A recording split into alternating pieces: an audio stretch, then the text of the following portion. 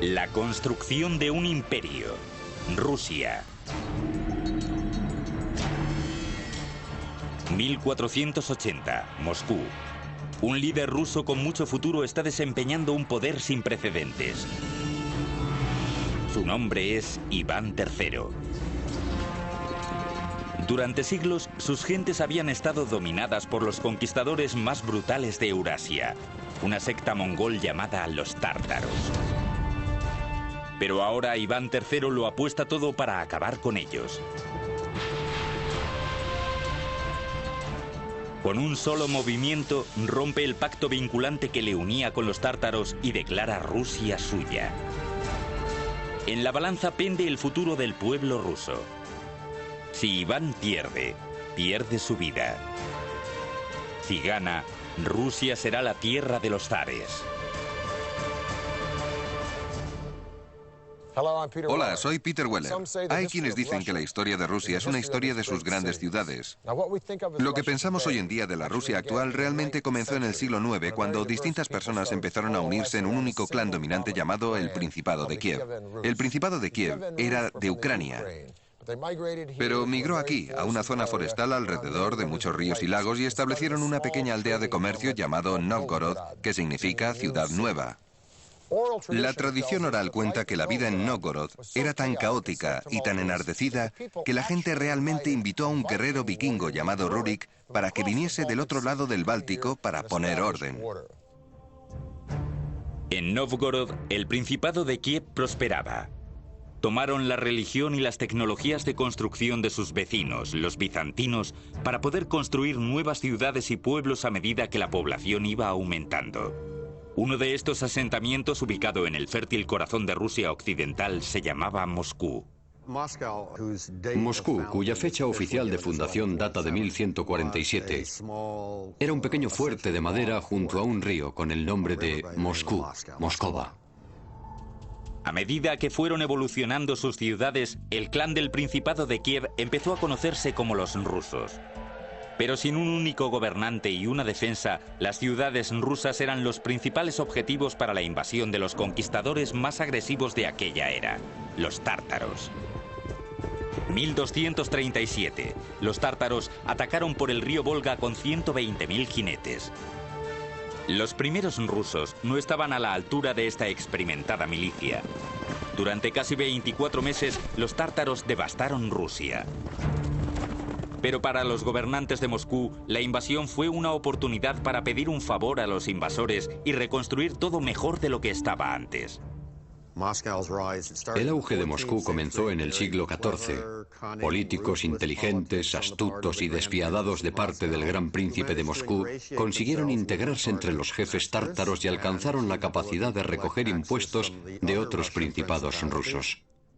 Bajo la protección de los tártaros, Moscú empezó a chuparles la sangre a sus hermanos rusos, engullendo los territorios vecinos para así formar un único estado moscovita. Pero sus líderes todavía seguían obligados a saldar cuentas con los odiados caciques tártaros. Todo cambiaría en 1462 con Iván III. Iván llegó al poder con la firme intención de finalizar con la dominación tártara sobre Rusia. Asumió el título de Gran Príncipe de toda Rusia y empezó a planear un derrocamiento de los tártaros. Iván, creo, tenía todo lo necesario para ser un buen zar con gran éxito. Era ambicioso, era oportunista, era despiadado, era inteligente. Para el nuevo zar todo iría como la seda. Se casa con el imperio que había dado a Rusia su religión y su arquitectura, Bizancio. Con esta alianza establecida, Iván adopta el símbolo bizantino del águila bicéfala y declara a Rusia como la tercera Roma. Luego, en 1472, empieza a determinar su legado de construcción. Manda construir una nueva catedral como símbolo inconfundible de que Rusia ahora era una fuerza que había que tener en cuenta. Los trabajadores empezaron las construcciones de este gran proyecto a comienzos de 1470, pero la madre naturaleza tenía otras ideas. En 1474 un pequeño temblor agitó Moscú. Los 2 años de construcción de la imponente iglesia se redujeron a una pila de escombros. Construida de forma rudimentaria con piedras pesadas sobre unos cimientos insuficientes, un accidente así era algo de esperar. Pero Iván convirtió el desastre en una oportunidad. A estas alturas, Iván III hace lo que cualquier sagaz gobernante haría: encontrar a los mejores. Y los mejores de aquella época, en el siglo XV, se encontraban en Italia. Iván encuentra a uno, Aristóteles Fioravanti. Fioravanti era conocido como un maestro arquitecto cualificado en toda Italia. Pero antes de que pudiera reconstruir la Catedral de Moscú, tenía que demoler la obra. Como la primera de muchas otras innovaciones, Fioravanti utiliza tecnología de asedio, es decir, un ariete para arrasar con las ruinas de la iglesia.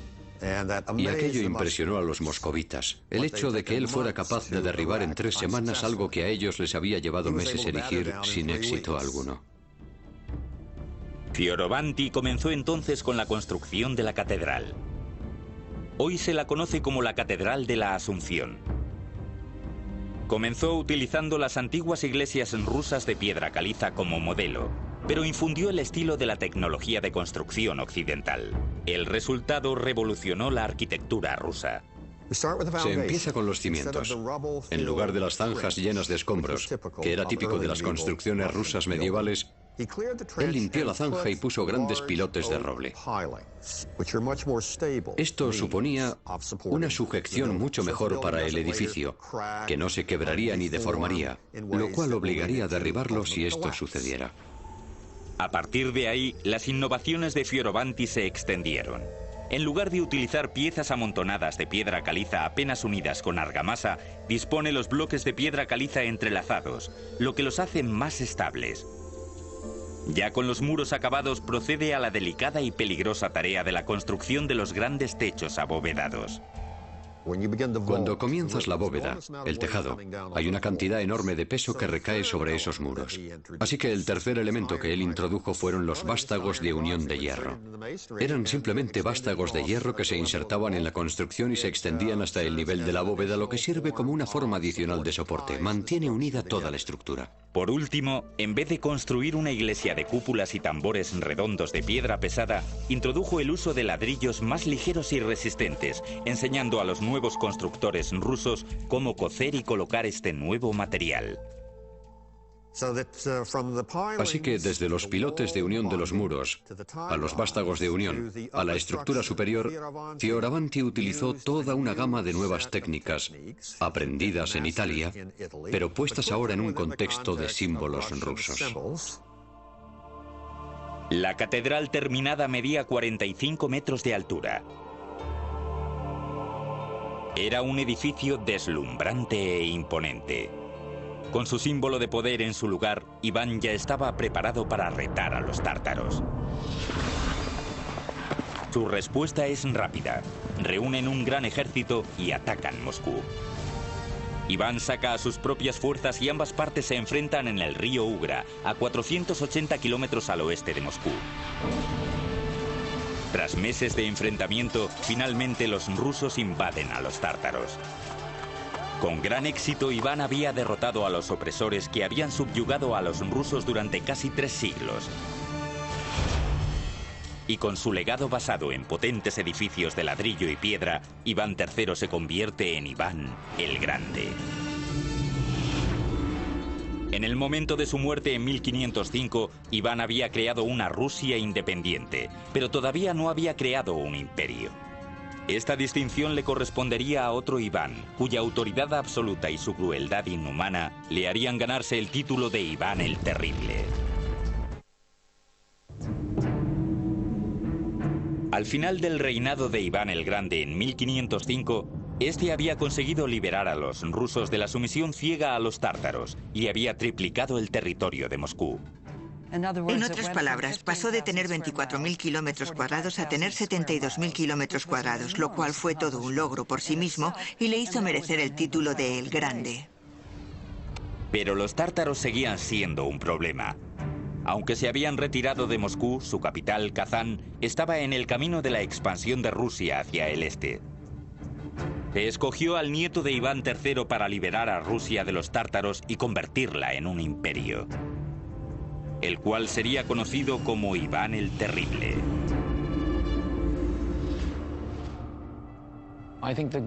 Creo que el mejor periodo de todos fue Iván el Terrible. El reino del zar moscovita abarcó el Volga, las euroregiones y finalmente toda Siberia. Este gran emperador empezó como un joven profundamente preocupado. El padre de Iván murió cuando él era pequeño, dejándole testigo de una lucha brutal por el poder, con torturas, ejecuciones y asesinatos. Estas atrocidades marcaron a Iván para el resto de su vida. Me imagino que el pasado traumático de Iván el Terrible, cuando era pequeño, produjo un Iván que era terrible. E incluso cuando era pequeño, torturaba a los animales, parecía cruel y sádico. Cuando llegó al poder en 1547, estaba convencido de que él había sido designado personalmente por Dios para gobernar Rusia. Fue el primer gobernante ruso en autocoronarse formalmente como zar. Y la palabra zar es simplemente un derivado ruso de César. Es un título imperial. Como zar, Iván encontró una válvula de escape perfecta para su intelecto violento y despiadado en el lanzamiento de la primera ofensiva moderna de Rusia, llamada el asedio de Kazán. Primero, Iván creó un nuevo ejército de casi 150.000 hombres, incluyendo unidades de artillería e ingeniería entrenados con las últimas tácticas de Europa. Sus ingenieros adaptaron estas enseñanzas extranjeras a la guerra rusa. El primer paso de la ingeniería rusa fue el diseño de una estructura portátil para defender a las tropas rusas en las planicies descubiertas europeas.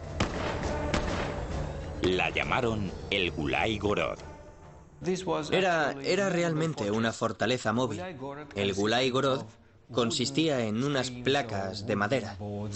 Estos revestimientos estaban unidos en distintos patrones para defender a los tiradores de infantería llamados streltsy, que en ruso significa pistola.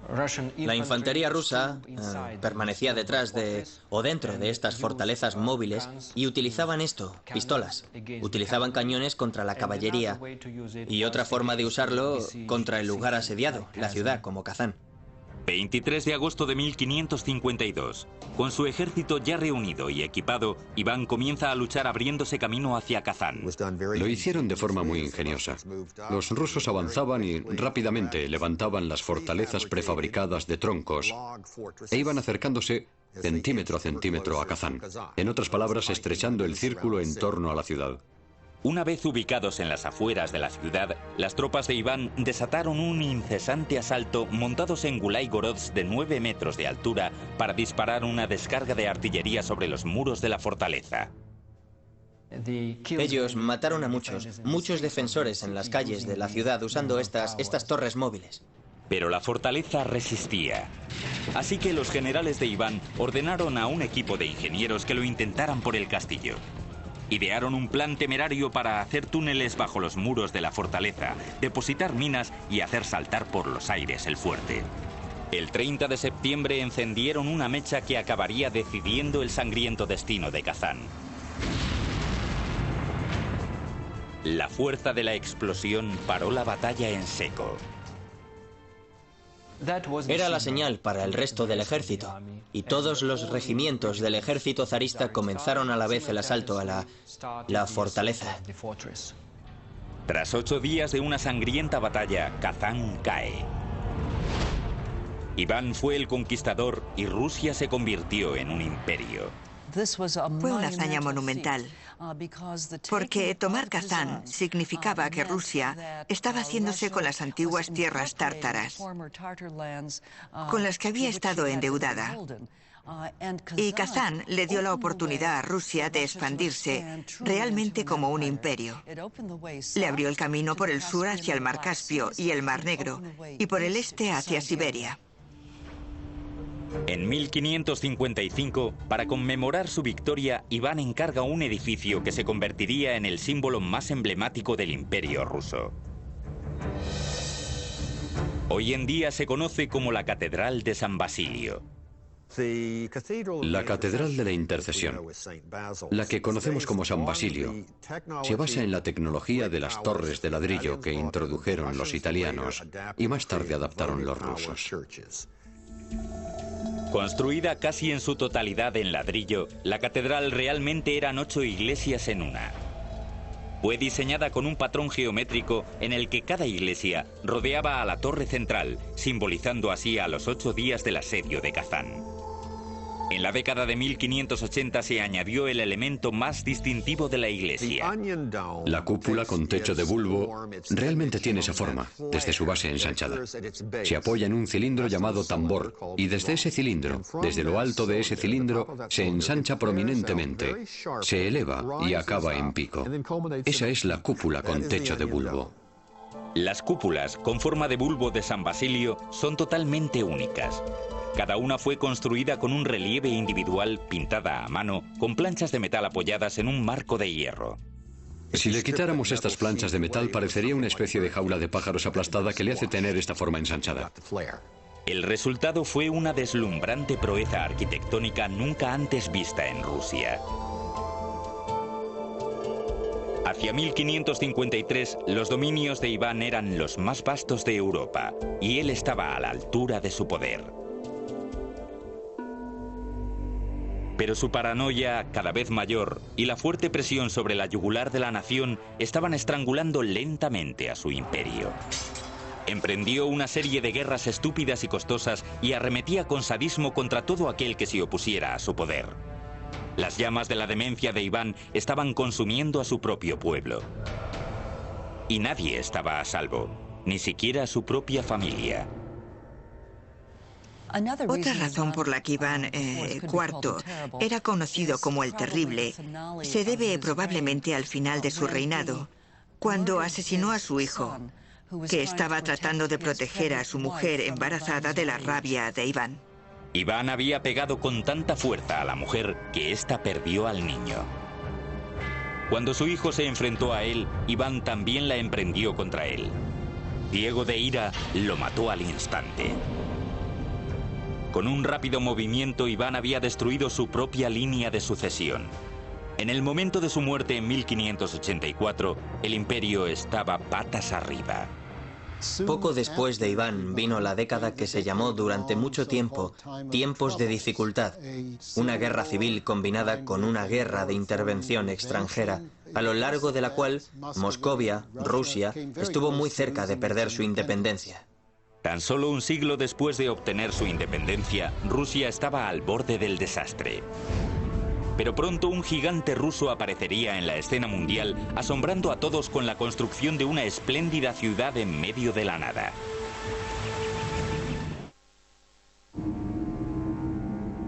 ...1696... Un nuevo zar llega al poder con el plan revolucionario de retomar las cosas donde Iván las había dejado y transformar su nación atrasada en un imperio moderno. Su nombre es Pedro el Grande. Pedro el Grande fue una persona completamente única, un gigante, tanto físicamente, medía 1,95 metros, como en cuestión de personalidad. Despreciaba las convenciones y las tradiciones y mostraba una curiosidad incesante por las cosas nuevas. El enorme tamaño de Pedro coincidía con su ego. Un torbellino constante de actividad giraba en torno a él. Él hacía las tareas de una docena de hombres. Era realmente una persona extraordinaria, más grande que la vida. Pedro había perdido sus primeros años en Moscú de juerga en juerga con artesanos y militares en el barrio extranjero de la ciudad, aprendiendo sus tácticas y su tecnología. Pedro no estaba simplemente embelesado con la tecnología europea. También era bien consciente del retraso y la debilidad de Rusia frente a Europa y quería un remedio para esta situación. Una de las cosas que hizo primero fue ir a Europa. Fue a Europa de incógnito y estudió los métodos de construcción naval con los holandeses, que eran expertos en el tema. También aprendió el arte de la navegación de los ingleses y vio la gran riqueza que aquellos imperios europeos estaban obteniendo de sus colonias en el extranjero y pensó que podrían utilizarse para los recursos naturales rusos. Pero lo que realmente quería Pedro era una porción de acción y sabía que para poder tener acceso a la tarta tendría que llevar a rastras a su país para sacarlo de su atraso medieval e introducirlo en la luminosidad del nuevo comercialismo del mundo occidental. Cuando regresó a Rusia, Pedro decidió transformar su país en una fuerza naval que no solo comerciaría con los imperios europeos, sino que competiría con ellos como una fuerza militar. Pedro fija su punto de mira en un trecho de tierra a 640 kilómetros al norte de Moscú, cerca del mar Báltico, en el río Neva. Con la vanidad propia de un dios, comenzó a prever su nueva ciudad naval que situaría a Rusia dentro del mapa de Europa. A esta previsión la llamaría San Petersburgo. Una ciudad en ese lugar tenía acceso directo a Europa a través del mar. El único problema era que esta tierra del Neva pertenecía a Suecia. Pero esto no disuadiría a Pedro. En 1700 emprendió un ataque en toda regla y se hizo con la tierra a la fuerza. Hacia 1703 se puso la piedra angular de la ciudad. La nueva capital que Pedro tenía en mente iba a ser una fortaleza. Iba a ser el centro del ejército y de la marina. Iba a ser la ventana hacia Europa, a través de la cual fluirían las ideas occidentales, las ideas modernas y se expandirían por todo el imperio. Fruto de la guerra y del derramamiento de sangre, nació San Petersburgo. Pero para la gente de Rusia, la ambición de su zar suponía un arma de doble filo. Pedro eligió la ubicación de su futura ciudad por su acceso al mar Báltico, pero esta ventaja tendría un precio excesivo. Durante 5 meses del año, el delta del río y las marismas de alrededor se helaban. A continuación, como era de esperar, el agua fluía cuando éstas se derretían en los meses más cálidos. La construcción de esta ciudad sería un reto monumental. Así que Pedro acudió al único recurso natural que funcionaba en Rusia cuando todo lo demás fallaba: la mano de obra local. La gente de Rusia trabajó en la construcción de San Petersburgo literalmente con sus propias manos. Rodeados simplemente de marismas, les era prácticamente imposible recibir provisiones. Para poder levantar los cimientos de la fortaleza por encima de las marismas, los trabajadores tuvieron que excavar en la tierra con sus propias manos y luego transportar miles de kilos de tierra en sus chaquetas y camisetas. Tenían que importar todo. Incluso tenían que cortar grandes cantidades de madera río arriba y hacer que los maderos bajaran por el río para poder dar estabilidad a los cimientos de la ciudad. No hay tierra firme aquí, así que cualquier estructura importante tenía que construirse sobre unos pilotes. Para ello, los ingenieros diseñaron un sistema de poleas para llevar miles de pilotes hasta el terreno. Se elevaba la cabeza y luego la soltaban y se introducía el pilote en el terreno, y esto se repitió cientos y cientos de veces en Petersburgo. En 5 meses, miles y miles de peones habían levantado las paredes hexagonales y los bastiones de madera de la fortaleza que pueden ver a mis espaldas. Por la noche, volvían a sus casas en los campamentos, muertos de frío, cansados y hambrientos.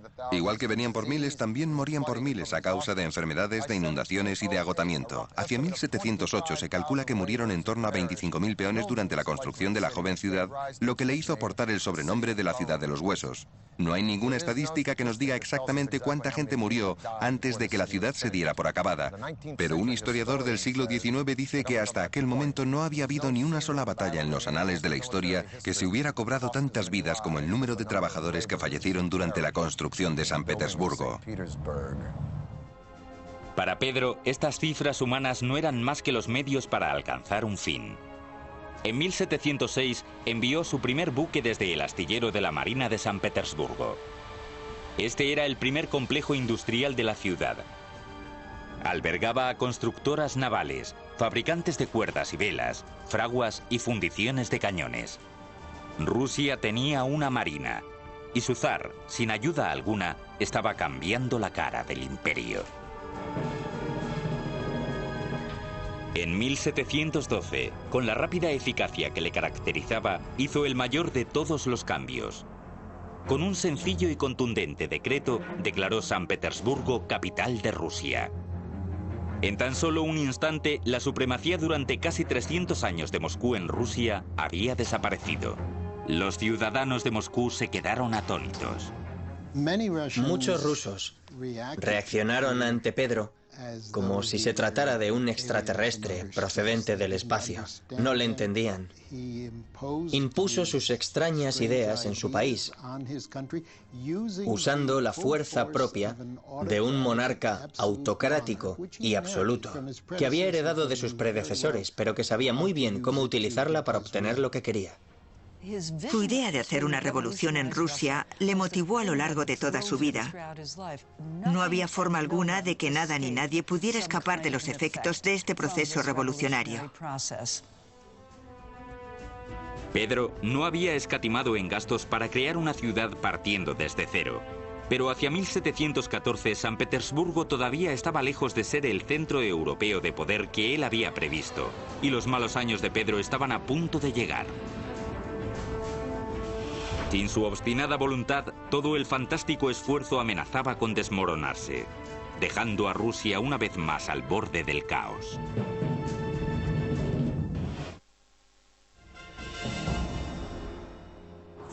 Durante décadas, Pedro el Grande se había centrado en una doble tarea de convertir a Rusia en un gran imperio y a San Petersburgo en su brillante capital, con una excepción. Siguió con sus legendarias borracheras entre amigos, pero como siempre sus juergas hacían pocos estragos en su energía incesante. Había derrotado a los suecos en la Gran Guerra del Norte, había expandido los límites de Rusia desde el Báltico hasta el Pacífico, había construido una nueva capital europea, había creado un ejército de la Marina, había construido escuelas de ingeniería y ciencia y había multiplicado por 7 el comercio ruso. Tanto militar como políticamente Rusia se había convertido en un imperio, pero todavía le faltaba un elemento esencial en todo imperio que se precie: prestigio. En 1714, Pedro empezó a realizar los bocetos para un gran palacio encima de un acantilado de 15 metros de altura, mirando hacia el mar, a 40 kilómetros a las afueras de San Petersburgo. Lo llamaría Peterhof.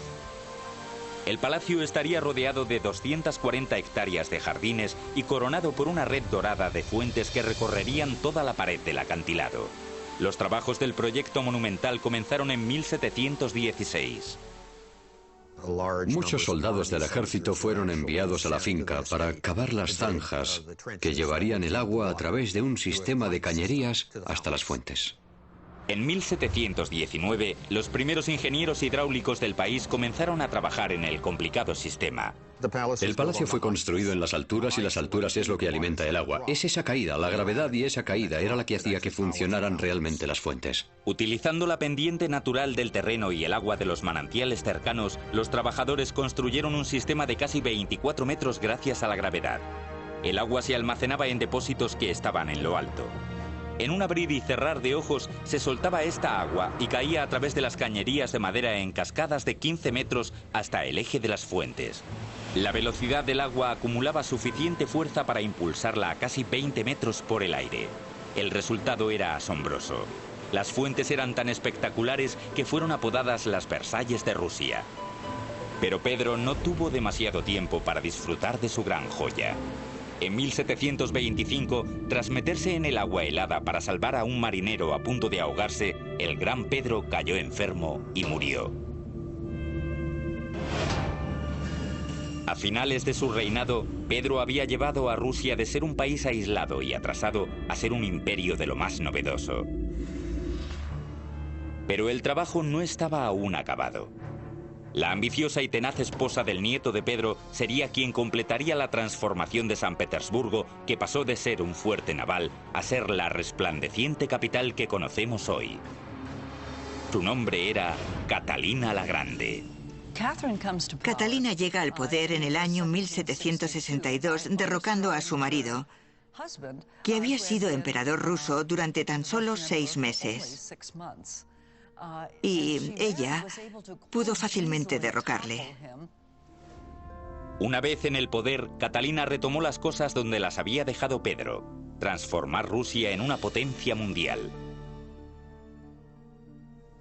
Como extranjera, como europea que era, completó prácticamente el proceso de europeización que Pedro el Grande había comenzado a comienzos del siglo. De hecho, Catalina se veía a sí misma como la heredera legítima de Pedro. En el siglo XVIII, para poder ser un monarca con éxito, tenías que expandir tu territorio. Y eso es lo que hizo espléndidamente Catalina. Catalina anexionó unos 320.000 kilómetros cuadrados de territorio, lo que añadió una enorme riqueza a las arcas de Rusia y expandió el imperio hasta límites nunca antes alcanzados. En segundo lugar, tenías que introducir un amplio plan de reforma, y eso es lo que ella hizo. En su propio terreno, Catalina utilizó su nueva riqueza para modernizar su ciudad. Fue uno de los primeros gobernantes rusos en tratar las miserables condiciones en las que vivían los pobres de Rusia, con planes para hospitales, sanidad, servicios y colegios. Catalina, durante su reinado, estableció normas arquitectónicas para la construcción de nuevas ciudades. De hecho, lo hizo. Construyó 216 ciudades nuevas, junto con planos de cómo debería ser el trazado, cómo deberían estar diseñadas las plazas centrales, qué tipo de fachadas debería haber, qué tipo de materiales deberían utilizarse en la construcción. Pero el proyecto de construcción más prestigioso de Catalina fue la renovación de su residencia real, el monumento más extravagante del imperio para su propio disfrute, el Palacio de Invierno. El Palacio de Invierno tenía 3 pisos y medía 195 metros de largo. Todo el exterior estaba decorado con más de 200 columnas y cerca de 150 estatuas esculpidas. En el interior contenía más de 500 habitaciones, casi 4 veces el número de habitaciones de la Casa Blanca. A lo largo de su reinado, Catalina encabezó un auge en la construcción como nunca antes el imperio había visto. Su poder inigualable transformó por completo San Petersburgo en un escaparate ostentoso y sin tapujos de la cultura, la riqueza y el poder del imperio ruso. Escribió a uno de sus corresponsales: "No puedo parar de construir. Es que construir es como una enfermedad, es casi como el alcoholismo". La desmedida construcción no era el único vicio de la zarina. Tras las puertas del Palacio de Invierno, Catalina era conocida por otro tipo de actividad: cuidar muy bien de sus numerosos y a menudo mucho más jóvenes amantes. Era una mujer trabajadora. Por las noches quería compañía masculina. Y hubo una serie de amantes uno tras otro. Los trataba muy bien y con gran generosidad. Les daba tierras, les daba siervos. Pero la espléndida corte de Catalina y su poder absoluto para ofrecer a los seres humanos como regalos simbolizaba el abismo que existía entre la élite dirigente y los rusos de la clase media trabajadora. A finales del reinado de Catalina en 1796, Rusia era una superpotencia. Pero la fuerza del país trajo consigo nuevas glorias y nuevos enemigos. Hacia 1812, un ambicioso general llevó a cabo una marcha de conquista por Europa como nunca antes se había visto desde el Imperio Romano. Y Rusia estaba a punto de ser su próxima víctima. En el momento de su muerte en 1796, Catalina había anexionado 320.000 kilómetros cuadrados de territorio al Imperio ruso. En torno a 40 millones de personas se consideraban entonces rusos. Cuando su nieto Alejandro I accedió al trono en 1801, Rusia era un actor principal en los asuntos mundiales. Esto hizo de Rusia un seductor trofeo para el general más peligroso de Europa, Napoleón Bonaparte. Y en 1812, el zar Alejandro se enfrentó a un reto sin precedentes en Rusia desde la invasión de los mongoles 6 siglos antes. Napoleón representaba una amenaza considerable para Rusia. En 1812 ya tenía prácticamente a toda Europa bajo su control. Napoleón entró en Rusia con un ejército inaudito formado por 500.000 hombres. Los rusos sabían que no podrían detener a este ejército en los campos de batalla, así que adoptaron una táctica de estrategia de retirada, incendiando los campos para obligar a las tropas de Napoleón a salir de ahí y dirigirlos hacia Moscú. Ya en la capital, Napoleón se percató de que había subestimado la férrea determinación del zar ruso. Napoleón seguramente pensó que, habiendo ocupado el casco antiguo, Alejandro estaría deseando llegar a un acuerdo. Pero no. Simplemente ignoró a Napoleón hasta que un invierno durísimo obligó a Napoleón a darse cuenta de que no ganaba nada con el asedio de Moscú, y así fue como Napoleón emprendió su retirada. Obligados a volver por los paisajes helados y derruidos por donde habían venido, menos de un 10% de los hombres del ejército original de Napoleón sobrevivieron. La madre Rusia había destrozado al general invencible. En 1883, el sucesor de Alejandro encargó que se colocara un gran monumento en el centro de la plaza del Palacio de San Petersburgo. Sería un imponente símbolo del desafío ruso. Se llamó la Columna de Alejandro. La columna de Alejandro reposa sobre un eje de granito de acabado rojo. Es un monolito que es una sola pieza. Una vez más, un zar ruso obligó a su pueblo a mover literalmente montañas para construir un monumento en el nombre del imperio. Un ejército de rusos esculpieron metódicamente el eje de la columna de la ladera de una montaña en una sola pieza y lo trasladaron hacia San Petersburgo. Este proceso duró 3 años y se necesitaron miles de trabajadores. Ya en San Petersburgo, los ingenieros se enfrentaron a la ardua tarea de elevar un monolito de granito de 700 toneladas y 25 metros de altura. Ataron una especie de soga gigante a la columna. Y luego rodearon los cabrestantes, que eran tripulados por montones de gente. Y en el momento que se daba la señal, todos ellos se movían y a través de un sistema de poleas, la columna se elevaba poco a poco hasta caer en el lugar que se había dispuesto para ser su base. Hoy en día la columna sigue allí, sobre su pedestal, a una altura total de unos 46 metros. Ha demostrado ser una construcción perfecta. La caída de Napoleón eliminó cualquier amenaza sobre la posición de Rusia como el imperio terrestre más grande del mundo. Hacia finales del siglo XIX, Rusia se expandió 9.600 kilómetros desde el mar Báltico en el oeste hasta el Pacífico en el este, y todo el trayecto hasta Alaska. Era una de las 6 masas continentales del mundo, abarcaba 15 usos horarios y con el nuevo zar seguía expandiéndose. Durante su reinado, Nicolás II, gracias a su reciente experiencia viajando por Asia, tenía la fuerte convicción de que el futuro de Rusia se hallaba en el Pacífico. Pero con un territorio que iba más allá del horizonte, el imperio corría el riesgo de derrumbarse bajo su propio tamaño.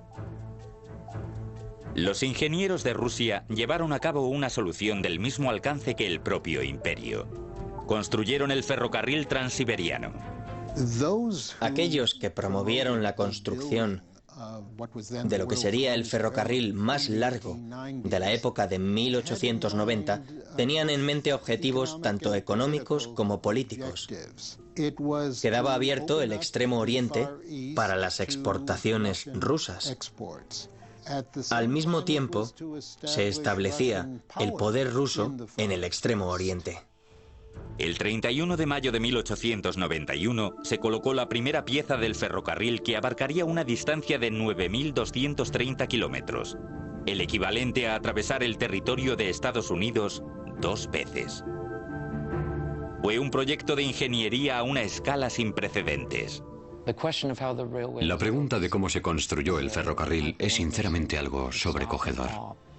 El ferrocarril fue diseñado de forma que se construyera por secciones y requería miles de trabajadores, ingenieros, soldados e incluso presidiarios para realizar el trabajo. En un tramo típico del ferrocarril que atajaba por las amplias áreas del sur del bosque siberiano, una oleada inicial de trabajadores limpiaba el terreno, talando los árboles para abrirle paso al ferrocarril. Luego muchos otros construirían los baluartes en la tierra para alzar los raíles. Luego, cuando las maderas estaban despejadas y los baluartes en su lugar, se traían los raíles y se colocaban. El transporte de las provisiones hasta estos lugares remotos suponía un gran reto, porque después de todo, el ferrocarril todavía no existía. Las vías tenían que colocarse poco a poco, así que los trabajadores podían utilizar el ferrocarril en construcción para transportar el acero desde el oeste y continuar construyendo sección a sección. Y este proceso se repetía semana tras semana, mes tras mes, durante todos los años del último periodo imperial. El esfuerzo incesante fue la peor parte del trabajo. Era un trabajo durísimo, un trabajo durísimo. Es decir, hay que imaginarse un páramo aislado que fue transformado en campamentos improvisados de trabajadores que acampaban allí con sus tiendas, o en algunos casos en refugios, trabajando durante meses en los tramos de la vía con relativamente pocas provisiones. En invierno, sometidos a las temperaturas extremadamente bajas. En verano, al calor espantoso del clima continental de Rusia. Hacia 1904 se había completado lo esencial del ferrocarril. Rusia tenía un medio de contacto con el este y era libre para emprender su nuevo objetivo de conquista, Asia. Por supuesto, el problema fue que esto hizo entrar a Rusia en conflicto directo con Japón, que tenía objetivos económicos y políticos similares. Este conflicto de objetivos dio lugar a la guerra entre Rusia y Japón. En 1905, Rusia entró en guerra y sufrió una derrota humillante en manos de los japoneses. De vuelta a casa, la pérdida avivaba las llamas del creciente resentimiento hacia el zar. Luego, en 1914, el zar llevó a su país a otra guerra, una que acabaría con la población, la Primera Guerra Mundial. Tras varios siglos construyendo el mayor imperio del mundo a base de sangre, el zar ruso ahora estaba llevando a su pueblo hasta el límite. El 15 de marzo de 1917, el pueblo se rebeló. El zar Nicolás II fue destituido del poder. El reinado de casi 500 años de los zares rusos se había destruido. El factor clave de la desintegración del Imperio ruso en 1917 a 1918 fue la caída del régimen zarista, porque realmente el emperador era el que actuaba como vínculo y mantenía el imperio unido. Los zares habían usado su poder para construir catedrales asombrosas, ciudades enteras partiendo de cero, ferrocarriles que atravesaban todo un continente y lujosos palacios inigualables en lo que a opulencia se refiere. La historia del Imperio ruso puede verse como un enorme logro. Al mismo tiempo, este logro tuvo costes importantes. En muchos aspectos, el imperio fue construido a costa de los ciudadanos rusos. A finales de 1917, los logros del imperio se volverían a escribir gracias a un nuevo régimen establecido para nivelar el campo de juego para los pobres de Rusia. A medida que el poderoso imperio crecía, iba consumiéndose cada vez más con el fin de construir un grandioso lugar de diversiones para los ricos y un infierno industrial para el resto. A comienzos del siglo XX, los pobres agotados y analfabetos de Rusia habían tenido más que suficiente. Destrozadas por la guerra, incitadas por los radicales, estas personas se levantaron para derribar a la Rusia por la que tanto habían sufrido, en una revolución que haría reemplazar un imperio colosal por otro. Peter Weller, para el canal de Historia.